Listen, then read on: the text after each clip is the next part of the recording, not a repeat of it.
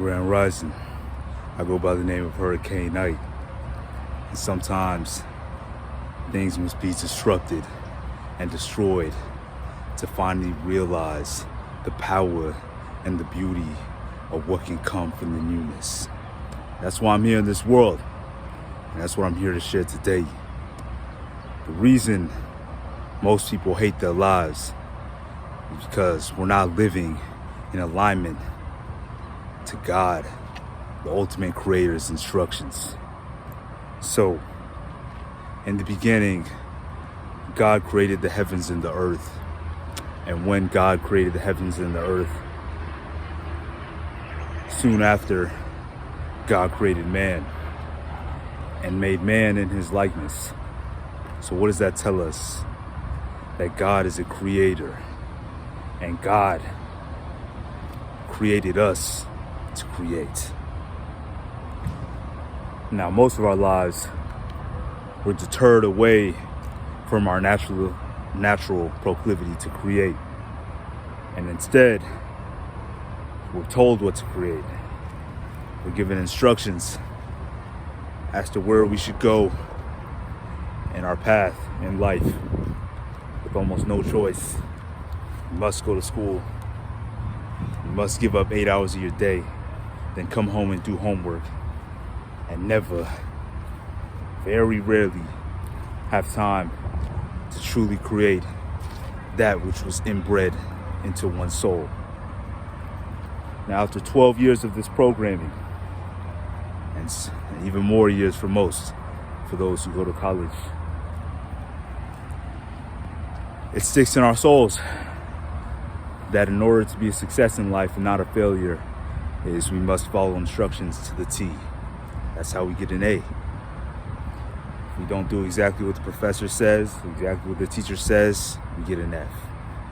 And we get held back a grade, and we get made fun of, and we're told we're stupid. The psychology continues on into adult life. People go to their jobs. You're told if you don't have a house and a car by this age, you're a failure. Society makes fun of you, etc., etc.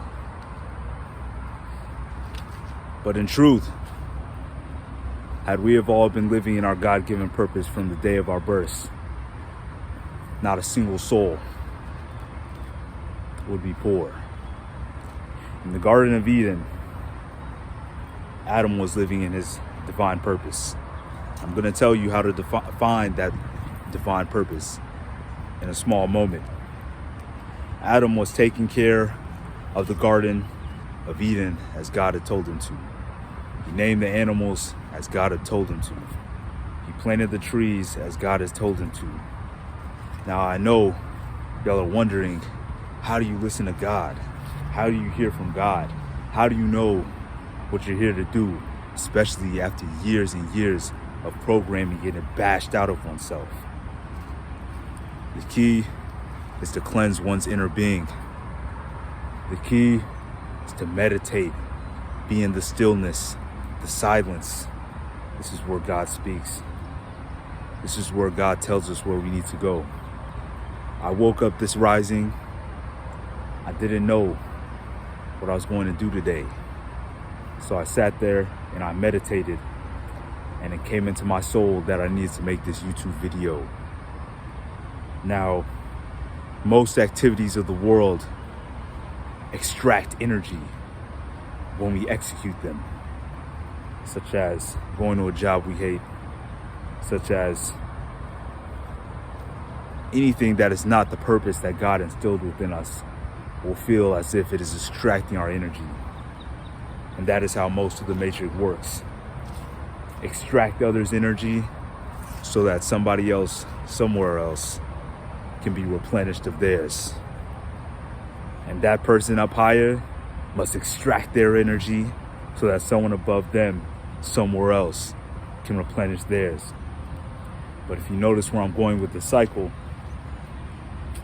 there's a point where you get to the top, and they are extracting energy from the entire matrix, and it's still not enough. They need to do sacrifices, extract energy from children, do all type of horrible things in order to extract this energy that they need. Because when we do not live in alignment with God, our energy becomes extracted rather than replenished from within. As I'm making this music video, as I'm making this video, I don't feel as if my energy is being extracted from. I feel as if I'm giving from the open heart of God.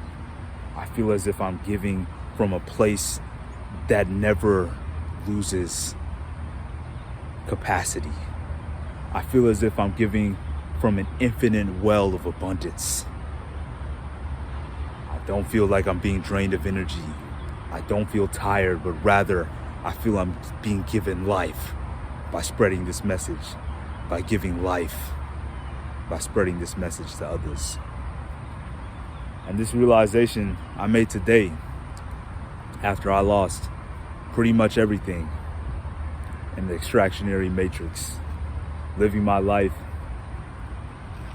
extracting from others because I wasn't full within.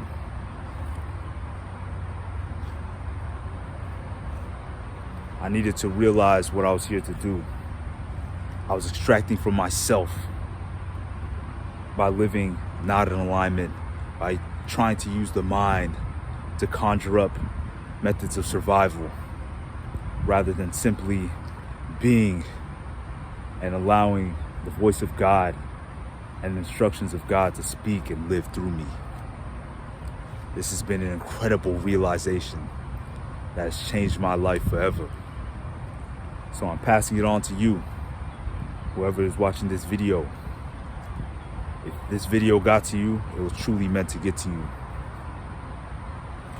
Because the more of us that do this, the more of us that live from this core of being, this infinite well of abundance and capacity to give, there will be no scarcity anymore.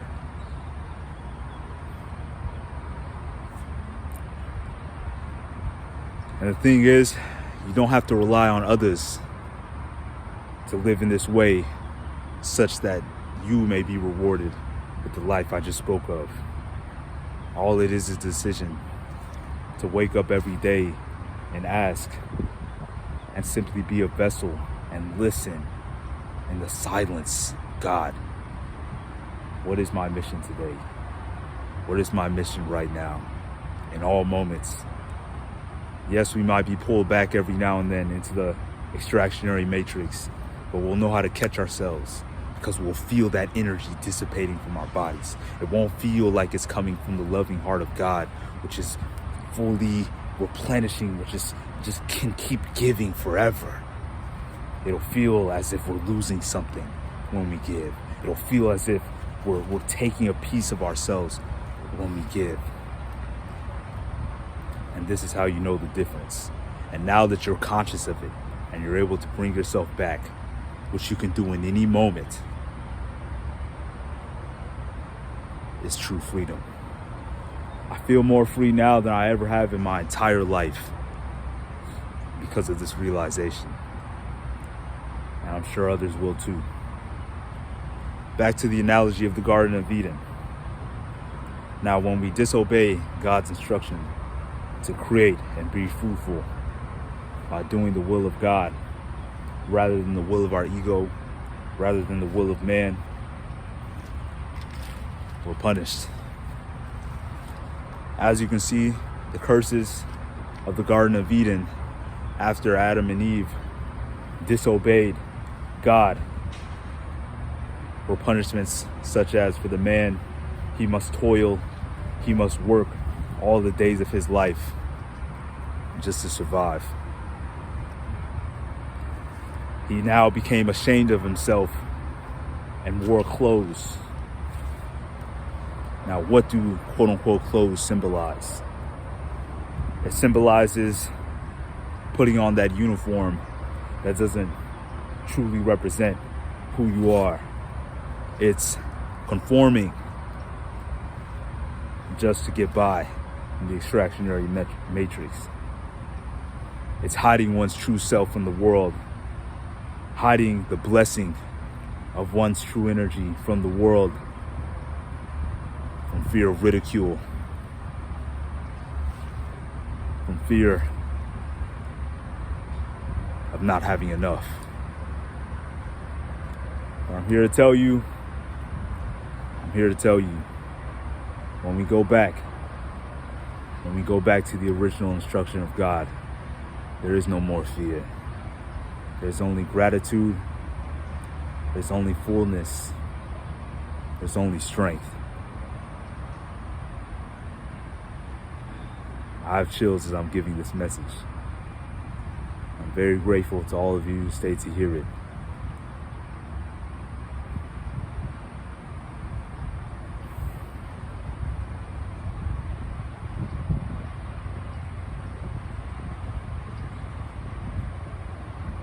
Now, I could ask for things right now at the end of the video, but I just sat and pondered about it. And I'll open myself to whatever the universe brings. I won't leave any links in the description, just the video. Whatever you feel called to give in return for this message, do so, and I will be grateful. God bless to all who watch this video. Stay prospering, stay loving, stay safe. Wave Squad, Tools.